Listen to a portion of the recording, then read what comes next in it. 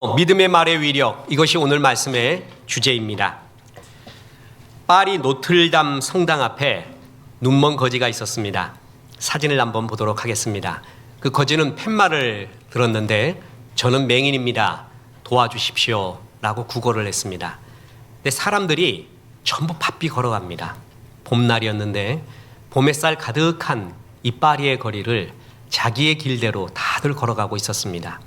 아무런 적선의 동전 하나 없었습니다. 그때 어느 한 시인이 그것을 바라보면서 그 거지를 측은히 여겼습니다. 그리고 말했습니다. 그 팻말을 제가 잠시 빌려도 될까요? 그래서 팻말을 빌려주었습니다. 시인은 거기다가 무언가를 적었습니다. 그리고 다시 그 거지에게 돌려주었습니다. 그랬더니 무슨 일이 일어났는지 지나가는 수많은 사람들이 거기에 동전을 주고 지폐까지 주고 수없이 그 사람을 적선하기 시작을 했습니다. 거지가 깜짝 놀랐습니다. 도대체 무슨 일이 일어났던가? 선생님, 여기다 뭘 적은 것입니까? 그 문구만 바꿨을 뿐입니다.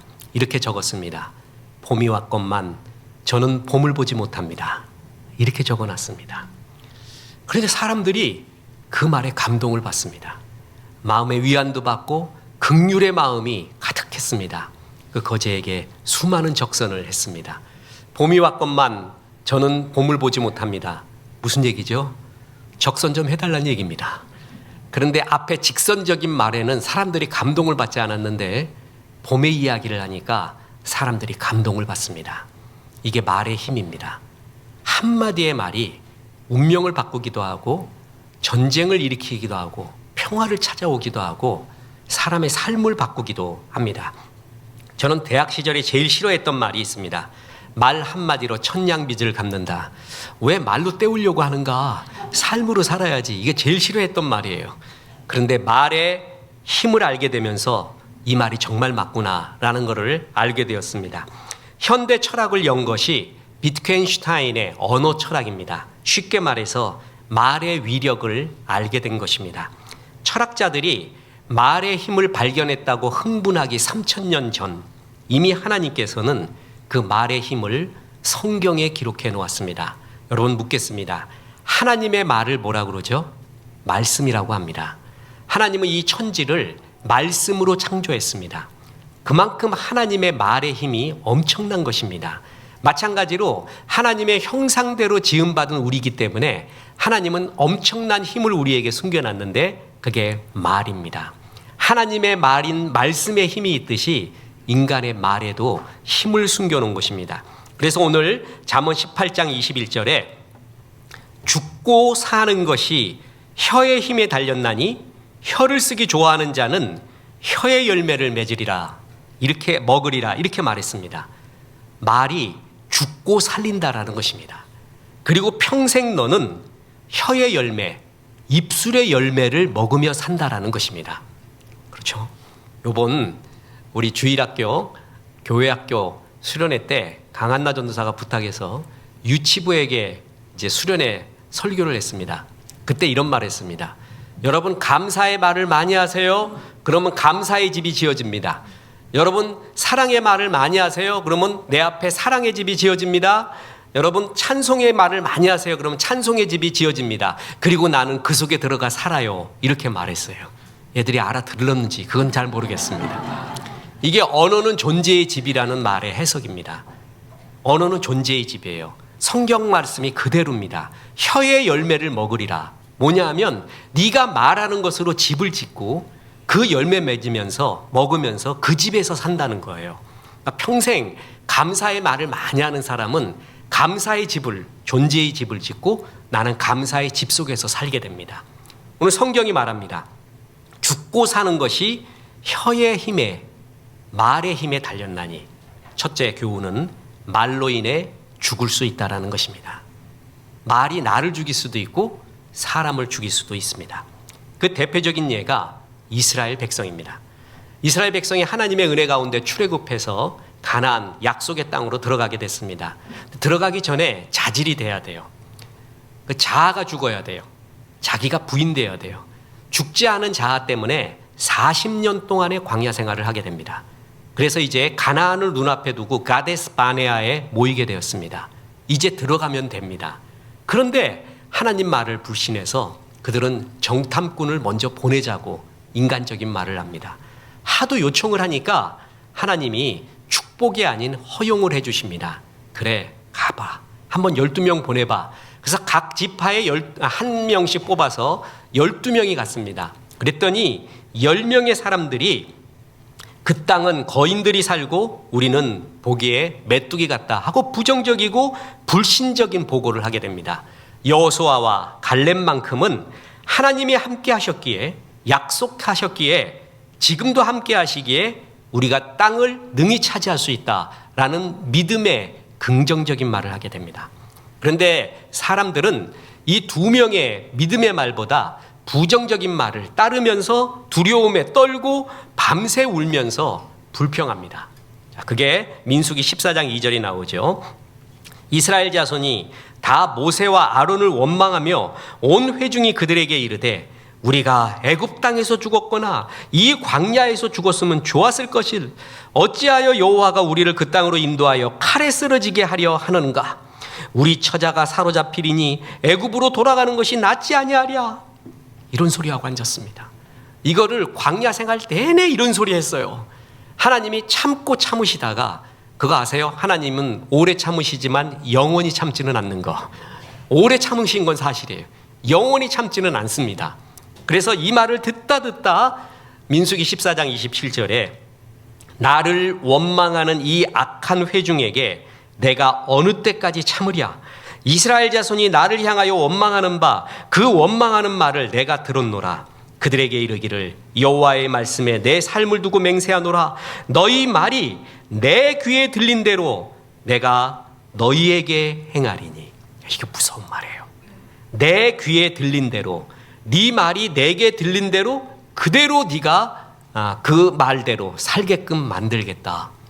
이 구절을 어느 유명한 목사님이, 선한 영향력을 미친 목사님이 이 구절에 성령 체험을 하게 됩니다. 그가 전기에 감염된 듯 했다고 그랬어요. 자기의 말을 알았어요. 내가 이제껏 양들에게 굉장히 공격적이고 부정적이고 독이 들어가 있고 짜증스러운 말만 했구나. 자기 자신에게도 그랬고 자녀에게도 그랬고 아내에게도 그랬구나. 이거를 여기에 깨달았어요. 내 삶이 안 풀리는 이유가 여기였구나. 그는 몇 날을 회개했다고 합니다. 말에 대한 회개. 그렇구나. 내 말대로 살고 있었구나. 하나님이 그랬어요. 내 귀에 들린 그대로 너에게 행하리라. 이렇게 말이 소중했습니다. 그래서 하나님을 불신했던 출애굽 1세대는 전부 광야에서 죽고 가나안에 못 들어갔습니다. 믿음의 말, 긍정의 말, 하나님의 말, 하나님의 사랑하고 하나님을 신뢰하는 말을 했던 여호수아와 갈렙만 출애굽 1세대 중에 가나안으로 들어가게 됩니다. 말 그대로 했던 것입니다. 죽고 사는 것이 말의 권세에 달려 있습니다. 말이 이렇게 사람을, 내 삶을, 다른 사람을, 나라를 죽이기까지 한다는 것입니다. 이 말의 힘을 정말 잘 알고 있었던 악마 같은 두 존재가 있습니다. 말의 힘은 알고 있어서 말을 악마같이 사용했던 사람, 아돌프 히틀러, 그리고 나치의 선전부장이었던 요셉 괴벨스라는 사람입니다. 아돌프 히틀러가 책을 쓴 거 아세요? 나의 투쟁. 이만큼 두꺼워요. 그게 전 세계에 굉장히 번져나가 있고 리더들이나 많은 연구가들이 마치 마키아벨리를 연구하듯이, 군주론을 연구하듯이 아돌프 히틀러의 책을 많이 분석합니다. 저도 3번 읽었습니다. 왜 이가 악마가 되었는가? 그런데 왜 그 악마 같은 사람들을 사람이 따랐는가? 그 힘은 어디에 있었는가? 나의 투쟁에 그 힘의 근원이 되는 결정적인 구절이 나옵니다. 보세요. 히틀러가 이렇게 말했습니다. 이 세상에서 가장 위대한 혁명들을 일으킨 힘은 펜의 힘이 아니라 말의 힘이었다. 말로써 선동을 일으킨다는 거예요. 히틀러의 연설은 유명합니다. 뒤에 붉은 휘장, 나치의 휘장 만들어 놓죠. 군사의 배열도, 그리고 사람들의 곳곳에 갖고 놓은 박수부대니 뭐니 하는 것이 그 연설을 극대화하고 사람들의 심리를 극도로 긴장케 하고 열광케 하는 구조로 만들었어요. 그는 펜의 힘, 그건 논리다. 진짜 사람을 움직이는 것은 말이다. 그래서 연설을 굉장히 연구했습니다. 자기가 연설했더니 사람들이 이런 반응이 이렇게 해요. 그걸 적어놔요. 또 이런 반응이 이렇게 해요. 그걸 적어요. 그걸 쭉 모아요. 사람들이 어떤 말을 할 때 열광하는구나. 그때 단어의 선택, 그때의 컨텍스트, 그때의 억양, 그때의 분위기, 눈빛 모든 걸 연구해서 날이 갈수록 연설이 강해지면서 사람들을 극도로 선동하는 데 이르게 된 거예요. 말의 힘을 알고 있었어요. 또한 그에 못지않게 그 히틀러를 히틀러답게 만들어준 게 뭐냐면 그 나치의 악마의 혀를 가졌다고 알려진 선전부 장관 파울 요셉 괴벨스입니다. 이 괴벨스가 다리를 저는 장애인이에요. 조그맣고요. 근데 이 사람은 천부적인 달변과 최고의 선동으로 히틀러를 신격화하는 데 앞장섭니다. 괴벨스는 말과 이미지, 감정, 영상을 통해서 대중 조종의 최고의 귀재였습니다. 그는 말을 최대한 잘 활용했습니다. 사실을 절묘하게 비틀고 감정을 극대화하고 거짓을 반복해서 거짓을 진실되게 믿게 하는 방법을 체계화합니다. 그 괴벨스가 했던 말 중에 제일 유명한 말이 이겁니다. 대중은 거짓말을 처음에는 부정하고 그 다음에는 의심하지만 계속 반복하게 되면 결국 믿게 된다. 단순하고 감정을 일으키고 폭발을 일으킬 만한 말을 단순한 말을 끝없이 반복하고 영상으로 보여주고 그래서 히틀러를 정말 광적인 신으로 만든 존재가 괴벨스였습니다. 오늘날 SNS와 유튜브 각종 미디어의 확산 속에서 우리는 현대판 괴벨스를 수없이 발견하게 됩니다. 저는 괴벨스를 연구해야 된다고 봅니다. 그래야 거기에 넘어가지를 않습니다. 이 괴벨스는 그때 당시의 기술보다 지금 미디어의 영상의 기술이 훨씬 뛰어납니다. 그래서 괴벨스 같은 방법론으로 사람을 선동하면은 지금도 엄청나게 넘어옵니다. 사실 지금 선동하는 방송들의 대부분은 괴벨스의 방법론입니다. 그만큼 사람들이 무지합니다. 어떨 때는 죄성이 가득합니다. 그래서 눈앞의 정보가 사실인지 의견인지 진실인지 선동인지를 분별하는 미디어 리터러시, 미디어 문해력이 지금 필요한 시대예요. 그냥 이것을 모르고 여기 휩쓸렸다 여기 휩쓸렸다가 강한 말을 반복하거든요. 끝없이 반복하면 그게 맞아 보여요. 거기에 우리가 얼마나 많이 넘어가는지 봅니다. 이게 말의 힘을 아는 사람들이 말을 악마적으로 사용하는 예, 죽이는 예예요. 말로서 사람을 죽이는 예입니다. 그 대표적인 게 마리 앙뚜아네트 이야기입니다. 프랑스 혁명이 일어나기 마지막 왕이 루이 16세, 그 왕비가 마리 앙뚜아네트입니다. 책 좀 읽으시면은 마리 앙뚜아네트 그러면 떠오르는 게 뭐예요? 빵이 없다고 사람들이 저 야단이니? 케이크 먹으면 되잖아. 밥이 없니? 고기 먹으면 되잖아. 이 얘기잖아요. 그런 얘기에서 정말 민중들의 아픔을 모르고 저 부유와 사치에 빠진 공주병, 저런 사람 때문에 이 나라가 망한 거야. 그래서 우리 혁명 일으켜야 돼. 그 대표적인 사람이 마리 앙뚜아네트를 마녀로 만들었고 그의 말을 최고의 나쁜 말로 만든 거예요. 결론부터 말합니다. 그 말을 마리 앙뚜아네트가 한 적이 없습니다. 그건 거짓말입니다. 가짜 뉴스입니다. 그럼에도 불구하고 그걸 사실로 믿게 하면서 혁명의 불꽃을 일으켜버린 것입니다. 당시 프랑스는요, 7년 전쟁과 미국 독립전쟁의 지원으로 재정이 파탄이 됐어요. 특히 흉작으로 빵값이 폭증했습니다. 그런데 베르사유 궁전에서는 화려한 연회가 계속되고 있었습니다. 그 왕비 마리 앙뚜아네트는 프랑스 사람이 아니라 오스트리아 합스부르크 가문 출신으로 14살 때 루이 16세에게 왔어요. 사람들이 보기에 저 여자 보면서 외국인이에요. 아이를 못 가져요. 그리고 오스트리아에서 했던 생활의 습성이 있는데 자기는 평범한 생활이에요. 그런데 프랑스인이 보기에는 굉장히 사치스러운 거예요. 그래서 저런 여인 때문에 우리나라가 이 모양이다.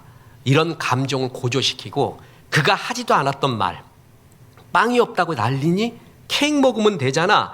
빵이 없으면 브리오시. 원래 원어는 브리오시예요. 고급 달콤한 빵이에요.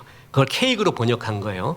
그거 먹으면 되잖아. 이런 발언을 했다고 소문을, 가짜 뉴스를 퍼뜨리게 됩니다. 원래 이 말은 장자크 루소의 고백록에 이미 나온 말이에요. 그러니까 이미 민중들 사이에 어떤 정신 나간 여인이 이런 말을 했다라는 것이 퍼져 있는 상태예요. 이 말이 퍼져 있는 상태는 아직 마리 앙뚜아네트가 오스트리아에서 프랑스로 오기 전 얘기입니다. 쉬운 말로 뭐냐면은 마리 앙뚜아네트가 한 얘기가 아니에요. 그런데 그것을 그녀가 했다고 하면서 사람들의 감정을 막 선동을 한 겁니다. 그래서 막 불을 일으키고 분노를 일으키게 돼서 사실화되어서 프랑스 혁명 불길을 일으키는 중요한 말이 된 겁니다. 자, 말이 사람을 죽입니다. 가짜 말도 사람을 죽이는 것입니다. 이만큼 말의 힘이 위대하다는 거예요. 그래서 요즘도 선동가들이 가짜 말을 막 퍼뜨리잖아요. 괴벨스의 방법론이 뭔지 아세요? 10가지 말 중에 진짜를 2개만 섞으라요. 진짜를 2개. 나머지 8개는 거짓말이에요. 그래도 2개의 진실이 있잖아요. 거기에 다 속는데요. 그래서 나머지 8개도 다 진실로 속는다는 거예요. 그걸 강하고 반복적이고 또한 하나의 주적, 그러니까 뭐예요? 마녀 같은, 지금 마리 앙뚜아네트 같은 어떤 사람 하나를 타겟으로 해갖고 막 공격을 하는 거예요. 그럼 사람들이 그 반복되는 말에 넘어간다는 거예요. 여러분, 이것이 가짜 말이라 할지라도, 가짜 뉴스라 할지라도 말의 위력이 이렇게 크다는 거예요. 그리스도인은 여기에 넘어가면 안 됩니다. 그야말로 좌로나 우로나 치우쳐서는 안 돼요. 우리만큼은 말이에요. 말은 이렇게 사람을 죽일 수가 있습니다. 그러나 말은 또 뭐예요? 살릴 수 있죠. 2번째 교훈이자 결론이 이겁니다. 믿음의 말의 위력을 믿으십시오. 말로 살리는 역사를 일으키라는 것이 2번째 교훈입니다. 다시 잠언 18장 21절 보겠습니다. 죽고 사는 것이 혀의 힘에 달렸나니 혀를 쓰기 좋아하는 자는 혀의 열매를 먹으리라. 자, 말로 바꿔보세요. 죽고 사는 것이 말의 힘에 달렸나니 말을 쓰기 좋아하는 자는 말의 열매를 먹으리라. 죽일 수도 있고 뭐라고요? 살릴 수도 있고, 너희는 어떻게 써라? 말을 살리는 데 쓰라는 거예요. 어떻게 살리는 데 쓰냐면 믿음의 말을 해야 된다는 것입니다. 인본주의자들, 인문학자들은 긍정의 말의 위력은 알아요. 여러분, 말 중에 부정적인 말이 있고 부정적인 말보다 긍정적인 말이 좋죠. 근데 긍정적인 말보다 더 큰 힘을 갖고 있는 말이 뭔지 아세요? 믿음의 말이에요. 그리스도인들은 믿음의 말을 해야 돼요. 자, 히브리서 11장 1절 오늘 본문 또 봅니다. 믿음은 바라는 것들의 실상이요, 보이지 않는 것들의 증거니. 자, 믿음을, 저 구절을 그대로 보면서 믿음의 말로 바꿔보세요. 믿음의 말은 바라는 것들의 뭐라고요? 실상. 제가 이거 설명을 참 많이 했죠. 실상이 뭐냐 하면 사건, 진짜 일이라는 거예요. 사건을 일으킨다는 거예요. 더 쉽게 이야기하겠습니다. 하나님의 말씀을 히브리어로 다바르라고 말합니다. 다바르는 2가지 뜻이 있는데, 하나는 말씀이라는 뜻과 하나는 사건이라는 뜻입니다. 빛이 있으라 하심에, 빛이 뭐라고요? 있었고, 하나님의 말씀은 사건을 일으켜요. 그래서 하나님의 말씀이 위대하고 경외스러운 거예요. 사람의 말은 허풍이 많은데 하나님의 말은 반드시 사건을 일으켜요. 믿음은 바라는 것들의 뭐라고요? 실상, 사건을 일으킨대요. 무슨 말이냐 하면, 이때 믿음은 신념하고 다르죠. 믿음과 신념의 차이는, 신념은 내 속에서 만들어낸 거고요, 믿음은 하나님의 말씀대로 생긴, 말씀 때문에 생긴 진짜 믿음이에요. 쉽게 이야기하겠습니다. 오늘 예배를 통해 하나님의 말씀을 받았어요. 그 말씀에 아멘 하고 믿습니다 라고 말했어요. 그 믿음의 말은 뭐를 이룬다? 실상, 사건을 일으킨다는 거예요. 믿음은 들음에서 나고, 들음은 그리스도의 말씀으로 말미암는다 그랬어요. 하나님의 말씀을 듣고 그 말씀을 믿습니다 하고 아멘을 했어요. 그러면 그 말은, 그 믿음의 고백은 바라는 것들의 실상이요. 뭐예요? 사건을 일으킨다. 진짜 그대로 된다는 거예요. 이게 하나님의 말씀의 위대함이에요. 사람의 신념은 헛방도 많지만 하나님의 말씀을 근거로 한 믿음은 실상을 일으킨다. 그래서 그 믿음의 말을 통해 많은 사람을 살리라. 나를 살리고 이웃을 살리고 교회와 가정과 나라를 살리라는 거예요. 이 예가 있습니다. 믿음의 말을 해서 살아난 예, 대표적인 게 아브라함입니다. 아브라함이 천신만고 끝에 이삭, 약속의 자녀 이삭을 얻었죠. 하나님이 약속을 합니다. 그 이삭을 통해 하늘의 별과 같이 바다의 모래와 같이 너희 자손을 퍼뜨려서 네가 복의 근원이 돼서 너를 보고 너희 자손을 보고 하나님의 살아계심을 보게 해서 많은 사람이 주께로 돌아오는데 쓰임받게 하겠다. 그래서 복음의 역사가 아브라함을 택하면서부터 또 시작이 되는 거예요. 그래서 이삭을 얻었어요. 근데 어느 날 이 말씀과 상충되는 듯한 명령이 떨어집니다. 그 이삭을 제물로 바치라는 거예요. 제물로 바치면 죽는다는 거예요. 태워 죽는 거예요. 그러면 후손이 끊어지는데 하나님의 말씀 약속과 충돌하잖아요. 이런 혼란을 겪게 됩니다. 그래도 아브라함은 믿음으로 이삭을 데리고 갑니다. 제단이 있는 모리아산으로 가게 됩니다.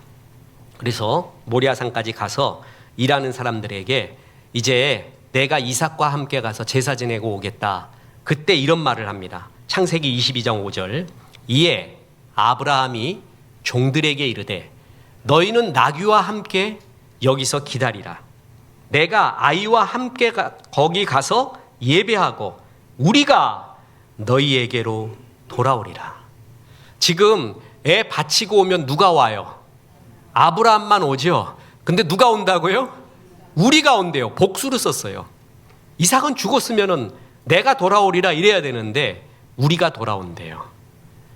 내가 이삭을 제물로 바치라는 하나님의 뜻은 정확하게 알 수 없지만 분명히 하나님이 약속해 주신 것이 있고 그래서 얘는 살아난다. 그때 아직 부활에 대한 개념이 없었던 때였습니다. 개념이 없었던 때 이런 일을 만났을 때 얼마나 당황스럽겠어요. 그런데 아브라함은 뭔지는 모르지만 하나님의 약속을 믿었어요. 그래서 아이가 살아난다는 거예요. 우리가 돌아온다는 거예요. 마지막 고비가 왔습니다. 이제 모리아산으로 갔어요. 그랬더니 그 아이가 초롱초롱한 눈으로 아버지 쳐다보면서 말합니다. 아버지, 번제할 제단은 있는데 번제할 양은 어디 있어요? 이렇게 물어봐요. 그 순진하게 아빠 바라보면서 그랬더니 아빠가 그랬을 거 아니에요. 속으로 뭐라 그래야 돼요? 이놈아, 네가 양이다 임마. 이놈아, 나도 도저히 이해할 수 없지만 너를 제물로 바치라고 하나님이 했다. 네가 죽어야 된다. 네가 양이야 이놈아. 내가 니네 엄마한테 사라한테 말도 안 했다. 내가 엄마한테 말했으면 당신이 죽어요 그럴 거야. 그리고 절대로 안 뺏겼을 거야. 그래서 엄마한테 말하지도 않고 그냥 너하고 나하고 둘이만 온 거다. 내가 도저히 이해할 수가 없다. 우리 하나님 믿을까 말까 이러면서부터 마지막 고비가 온 거예요. 그랬더니 지금 그때의 상황으로 들어가 보세요. 제단은 있는데 양은 어디 있습니까? 아기야, 네가 양이다. 정말 알 수 없다. 그러나 네가 여기서 번제가 되어서 네가 죽거라. 하나님께 드린다. 이 애비도 곧 따라가 막 이러면서 너 어미도 따라올 거다. 우리가 왜 이런 운명으로 살아야 되는지 모른다. 이렇게 말해야 되는 거예요. 그죠? 근데 어떤 말을 했는지 들어보십시오. 창세기 22장 8절입니다. 아브라함이 이르되 내 아들아 번제할 어린 양은 하나님이 자기를 위하여 친히 준비하시리라. 하나님이 자기를 위하여 친히 준비하시리라. 엘로힘 이르에 로. 이게 여호와 이레예요. 엘로힘 이르에 로. 엘로힘 야훼께서 이르에 will provide 공급하실 것이다. 로 for him 그 자신을 위하여 친히 준비하실 것이다. 믿음의 말을 해요. 관조 어린 부정적인 뱉어버리는 끝났다는 말을 하지 않고 이제 끝난 거야. 넌 여기서 죽는 거야. 나도 죽을 거야. 이런 말 하지 않고 하나님이 친히 준비하시리라. 여기에 양도 보이지 않아요. 네가 양인데 하나님이 분명히 어떤 뜻이 있을 거야. 끝까지 믿음의 말을 한 거예요. 엘로힘 이르에로. 여기서 여호와 이레. 하나님이 우리의 미래를 최상으로 준비한다라는 말이 여기 나온 거예요.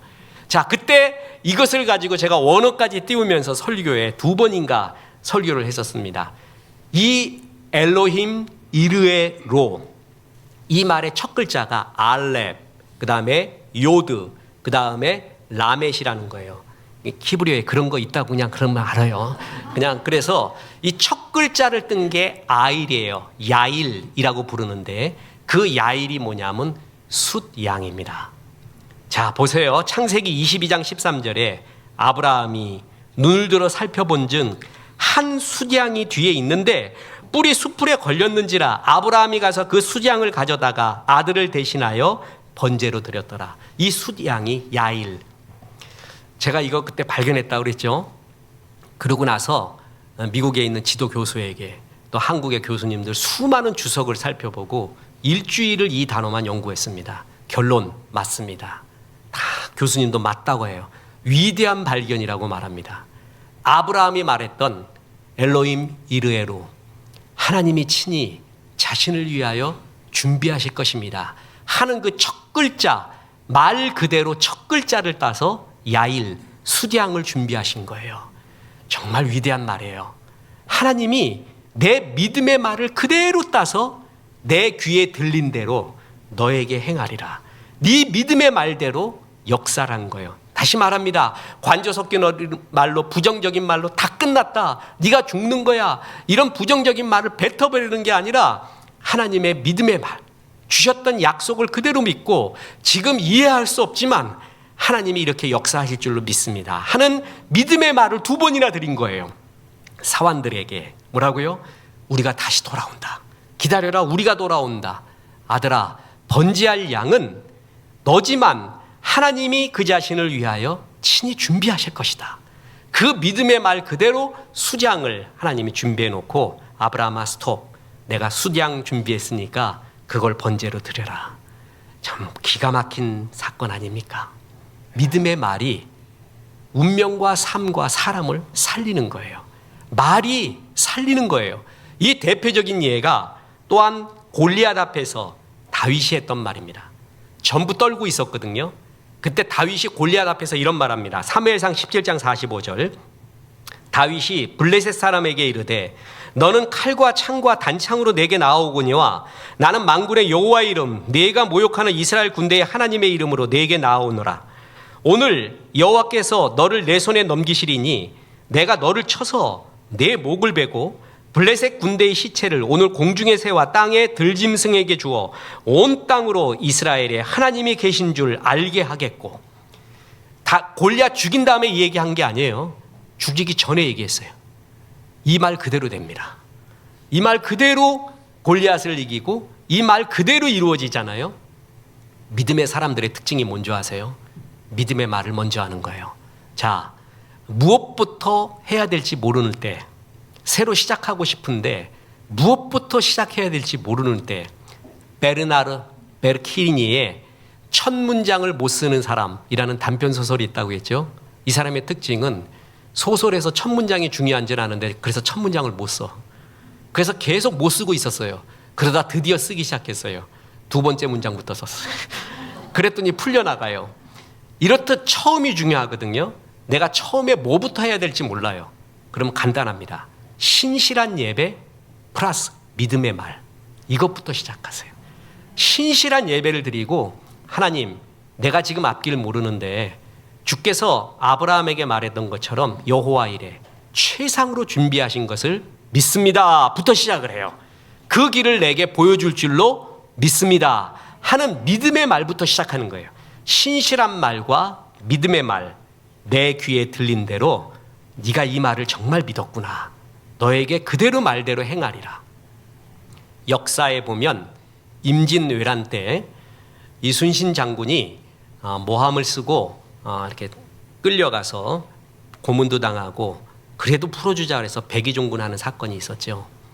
그때 이순신 대신에 조선 수군을 이끌었던 총 대장이 누구냐면 원균이었습니다.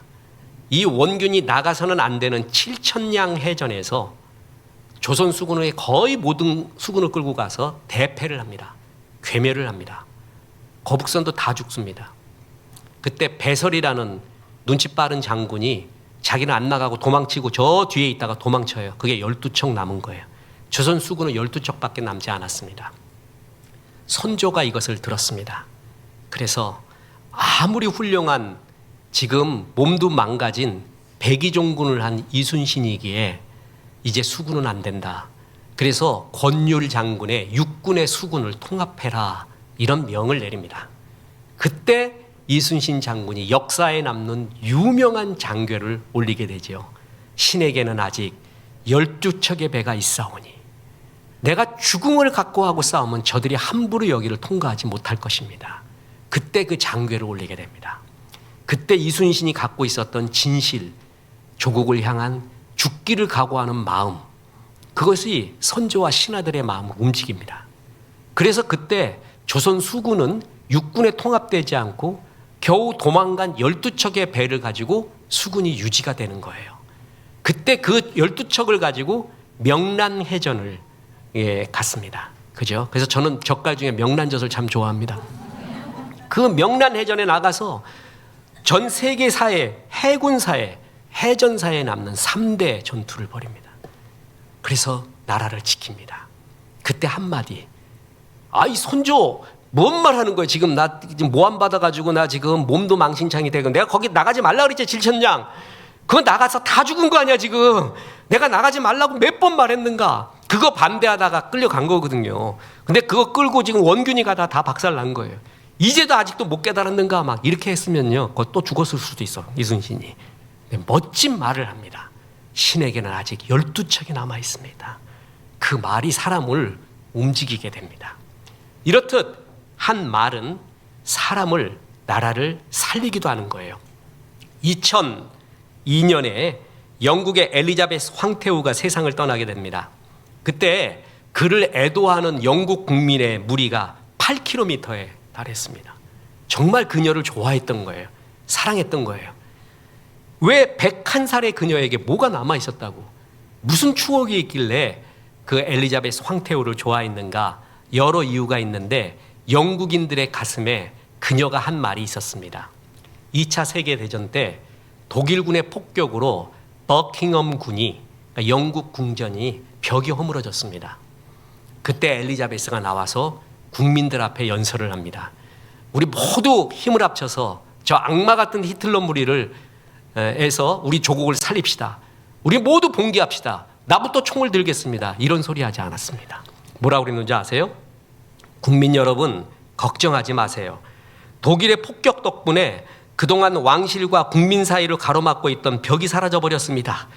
이제 여러분들 얼굴을 더 잘 볼 수 있게 되어서 얼마나 감사하는지 모릅니다. 정말 지도자다운 말이에요. 멋진 여유죠. 국민들이 그 말을 들을 때 안심을 한 거예요. 그 사람 정말 여유도 있고 실력도 있고 국민들이 여기서 힘을 얻습니다. 지도자는 성품이 좋아야 돼요. 정말 성품이 좋아야 되고요. 그리고 최고의 말을 해야 돼요. 최고의 믿음의 말. 이것이 지도자가 해야 되는 아주 중요한 것입니다. 이 대뇌 학자들의 연구에 의하면 말은 뇌세포의 98%의 영향을 미칩니다. 그러니까 말이 어떤 말을 사용하느냐에 따라 뇌가 활동하고 삶이 좌우된다는 거예요. 그만큼 말이 중요합니다. 그래서 미국의 전설적인 작가 마크 트웨인은 최상의 말을 생각해낼 때마다 우리는 마치 감전된 것 같은 자극을 받아 정신뿐만이 아니라 육체도 강렬한 힘을 얻는다. 이렇게 말을 했습니다. 실은 진짜 그렇습니다. 제가 예를 들어 영적으로 고조되기 위해서 설교를 준비하거나 부흥회 준비하거나 세미나 준비할 때 찬송가 꼭 틀어놓는 게 사랑하는 나의 아버지예요. 나 이상하게 그것만 들으면 힘이 나. 그리고 모아놨던 성경 구절이 있어요. 내가 은혜 받았던 잘 박힌 못들, 그거를 끝없이 반복해서 읽어요. 그러면 알 수 없는 영적인 힘이 솟아나고 자신감이 솟아나요. 근데 영적으로만 솟아나면 뭐해? 서정적으로도 중요하거든요. 여러분, 영적이라는 말이 해석을 잘해야 돼요. 전인적인 것이에요. 전인적. 그러니까 영성, 지성, 감성, 이 모든 것이 충만한 상태를 성령 충만이라고 하지 어쩌 한 곳에 쏘여 있는 것을 말하는 게 아니에요. 전인적인 용어거든요. 이 정서와 서정이 올라가기 위해서 내가 하는 방법이 있습니다. 뭐냐 하면 대학교 때부터 모아온 단어들이 있어요. 네, 우리 아들이 이 시인이 되거나 문학가가 된다면 물려주려고 하는데 이놈들이 그런 마음은 없는 것 같아. 그래서 그냥 나만 갖고 있는데 대학 노트로 한 3권, 5권 만들어 놓은 시나 글에서 읽었던 좋은 단어, 문장들이에요. 이건 내 보물입니다. 진짜 아무한테도 줄 수 없는. 그걸 이제 컴퓨터로 다 옮겨놨어요. 그래서 그걸 갖다 쭉 읽어요. 그 단어와 문장을. 그러면 5페이지만 넘어가도요. 벌써 서정과 정서가 올라와요. 확 올라와요.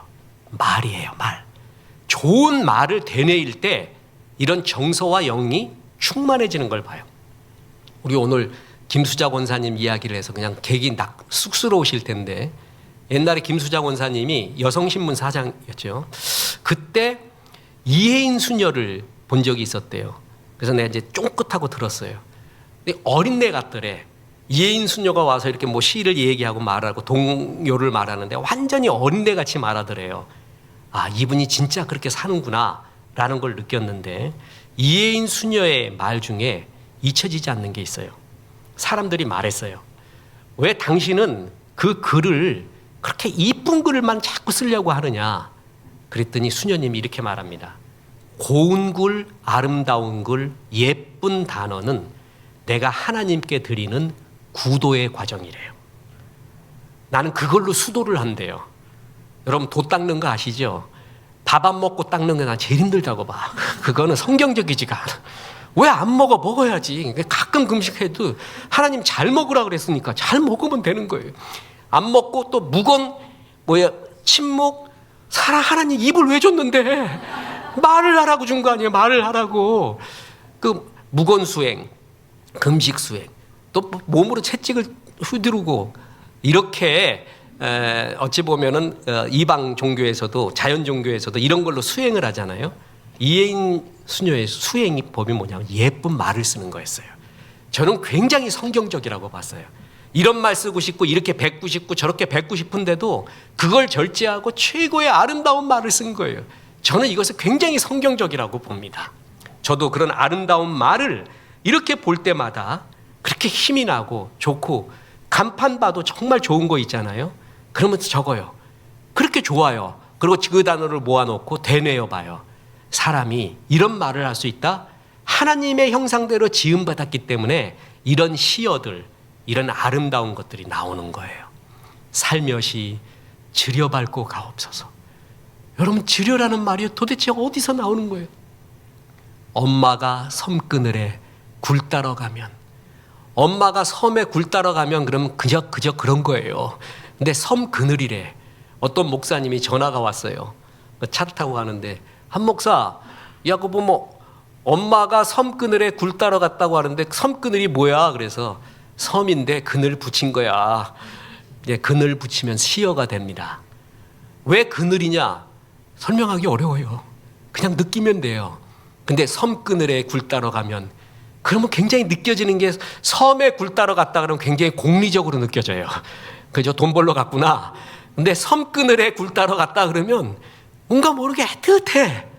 애틋하고 좋아요. 그죠? 이런 말, 좋은 말, 믿음의 말을 쓰는 것이 수행, 하나님께 드리는 나의 입술의 열매이기도 하다라는 것입니다. 하나님은 이 말에 치유의 생명까지 넣어줬습니다. 보세요. 잠언 15장 4절에 온순한 혀는 곧 생명나무지만 패역한 혀는 마음을 상하게 하느니라. 잠언 16장 24절에 선한 말은 꿀송이 같아서 마음에 달고 뼈에 양약이 되느니라. 이 구절에 나오는 양약, 온순한, 이것은 히브리 단어로 마르페입니다. 이 단어는 라파에서 나왔어요. 라파가 뭐예요? 여호와 라파, 치유하시는 하나님 라파지요. 그러니까 하나님은 우리의 온순한 말, 선한 말에 라파, 뭐예요? 치유의 능력을 심어놨다는 거예요. 그래서 여러분, 치유하는 참 좋은 방법이 좋은 언어를 쓰는 것이에요. 지난번에 얘기했던 게리 체프만의 5가지 사랑의 언어, 사람들이 사랑을 느끼는 5가지의 루트가 있다 그랬죠. 거기 보면 격려의 말, 함께하는 시간, 선물, 봉사, 스킨십, 대부분이 이렇대요. 우리 집사람이 좀 몸이 부실한 사람이, 이 사람이. 내가 그래서 요번에 뭐라고 얘기했냐면, 여보, 우리 둘이 이제 좀 계약을 합시다. 당신이 죽고 내가 6개월 뒤에 죽을게. 전에는 내가 먼저 하나님께 가려고 생각했는데, 암만 생각해도 나는 평생 자네 돌봐야 되는 사람인 것 같네. 그래서 평생 자식놈이 돌보겠는가, 누가 돌보겠는가. 내가 건강해서 자네 잘 돌보다가 자네 가면은 내가 삶을 정리하고 책도 잘 이제 마지막 책까지 쓰고 6개월 뒤에 가겠네. 그래서 둘이 계약을 했어요. 여러분 닭살이라고 아세요? 그리고 착각이라고 아세요? 우리 둘은 일단 그렇게 말을 했어요. 그러면서 몸이 아플 때 그랬어요. 여보, 걱정하지 마. 내가 하나님이 계시고 남편이 어떤 일이 있어도 너 고쳐준다. 힘내라. 반드시 그렇게 해준다. 이런 말을 해줬더니 그렇게 고마워해요. 좋아하고. 보세요. 게리 체프만이 사람이 사랑을 느끼는 5가지의 루트가 있는데, 우리 집사람은 그렇게 말해요. 나는 말에서 느낀대. 격려와 사랑의 말에서 사랑을 제일 느낀대요. 내가 그래서 얼마나 감사했는지 몰라. 왜냐? 말은 돌이 안 들어, 돈이. 다른 거 볼까요? 함께하는 시간. 이게 목사가 지금 시간이 얼마나 황금쪽 같은데 맨날 함께할 수가 없잖아요. 지금 막 교회에서 있어야 되고 살아야 되고, 어떨 때는 막 신방 가야 되고 뭐 해야 되고, 또 어떤 사람은 선물 때문에 사랑을 느낀대. 돈 되게 드는 거예요. 그 다음에 봉사, 자기를 위해 죽도록 헌신하는, 그때 사랑을 느낀대. 또 어떨 때는 스킨십. 내가 이제 더 말 안 컸어. 이거 다 힘든 거야, 이거 다. 근데 제일 쉬운 게 말이에요, 말. 제일 쉬운 게. 그래서 내가 얼마나 감사했는지 몰라요.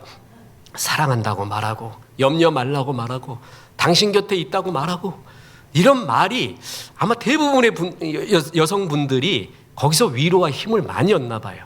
말은 치료하는 힘, 라파의 힘을 여기에다가 하나님이 심어놓았다라는 것입니다. 광복 80주년 이틀 전이었습니다. 독립운동은 여러 방법이 있습니다. 칼로, 총으로 하는 독립운동도 있고요. 외교로 하는 독립운동도 있습니다. 문화운동으로 하는 독립운동도 있고요. 어떤 분이 그랬다며요. 이불 속에서 대한독립만세 계속 외치다가 자기도 독립유공자라고. 그런 건 아니야, 그런 건 아니에요. 이기룡 기자님처럼 송기정홍이 일장기 달고 뛰었잖아요. 그거를 지워버려요. 그러면서 대한민국 사람이었다. 이거를 간접적으로 나타내고 죽기를 각오한 거죠. 그 서슬 펄어톤 일제시대에 자기로서, 체육부 기자로서 할 수 있는 최고의 독립운동이었어요. 그죠? 각자의 역할에 할 수 있는 일, 하나님의 일이 있는 겁니다.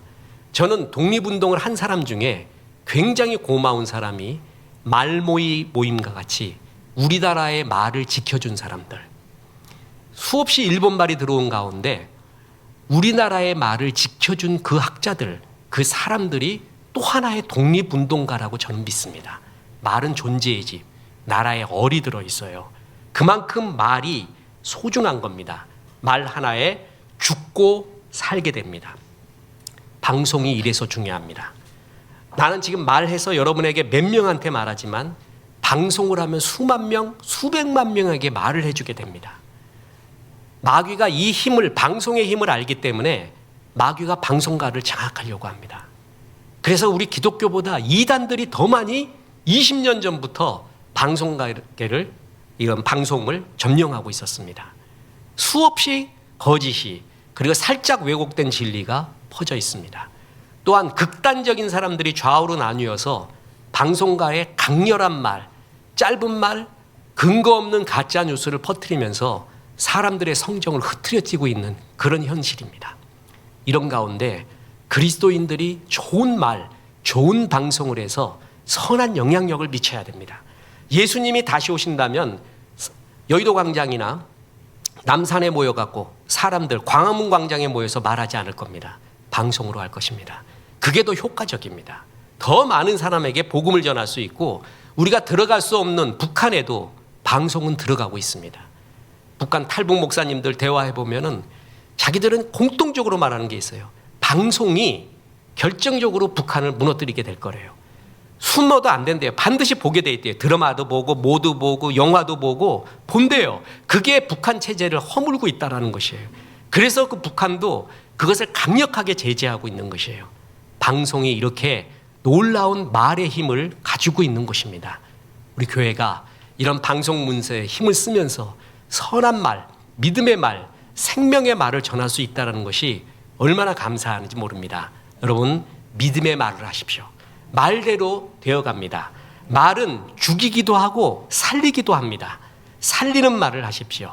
믿음의 말을 하셔서 남은 우리의 인생들이 많은 사람을 살리고 나를 살리고 하나님의 은혜의 축복의 통로가 되시기를 주 예수의 이름으로 축원합니다. 하나님 말씀 생각하며 나의 입술의 모든 말과 찬송합니다.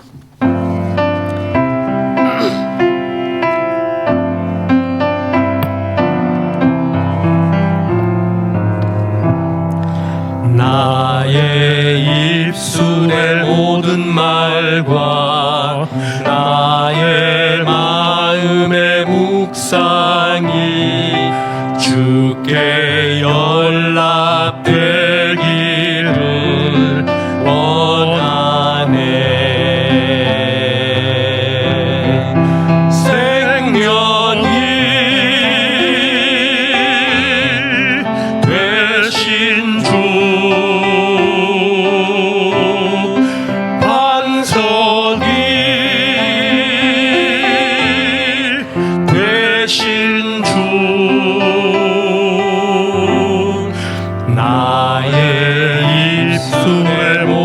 말과 나의 마음의 묵상이 주께 연락되기를